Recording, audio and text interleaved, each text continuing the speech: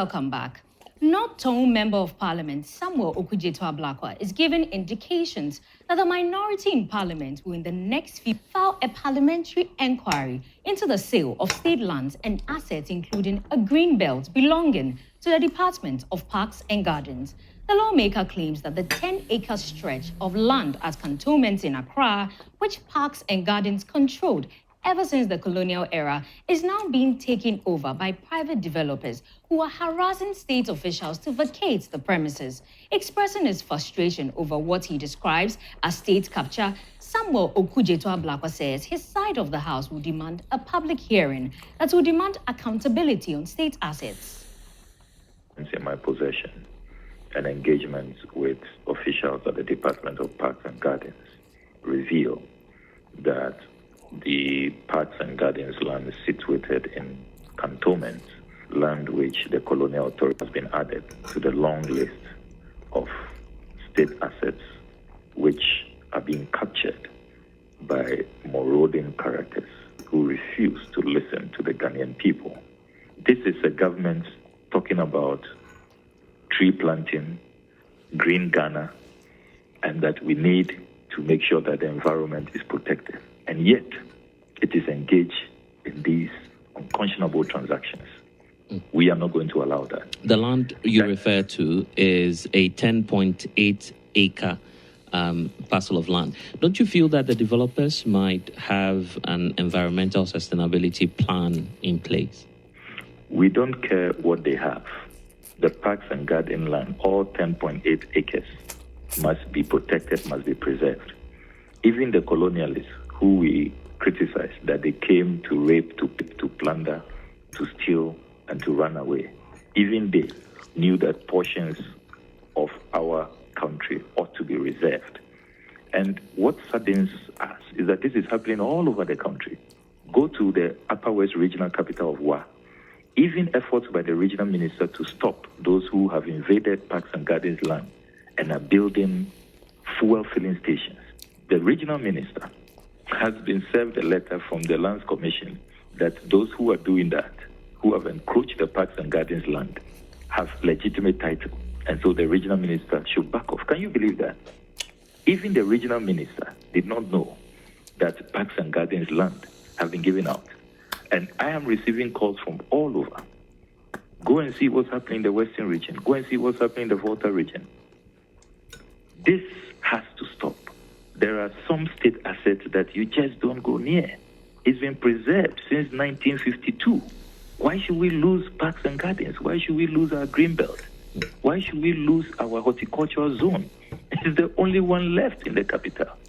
Why should we lose it? Right. And you say that you're going to call for a parliamentary probe, or is it the case that that will definitely happen? Because in your post on Twitter or X, you indicate that Parliament will, quote, soon launch an inquiry into the ongoing state capture, as you call it.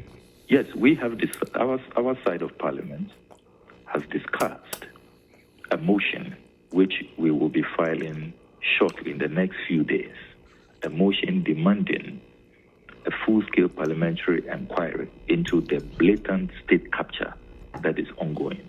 We will haul everybody, those who are selling, and then those who are buying, those who are fronting for all kinds of characters, hiding behind the scenes, thinking that they will get away, all of them. And we would demand that it should be a live broadcast, a public hearing, so that all Ghanaians will see what is going on. And meanwhile, environmental group Eco-Conscious Citizens say an urgent intervention is required to halt the sale of the green space, which has benefits for the environment. And joining me via Zoom is Awula Serwah. She's coordinator for Eco-Conscious Citizens. You're welcome, Awula Serwah. Now, as Eco-Conscious Citizens, you have always been investigating these claims on Parks and Gardens lands. What more are you discovering?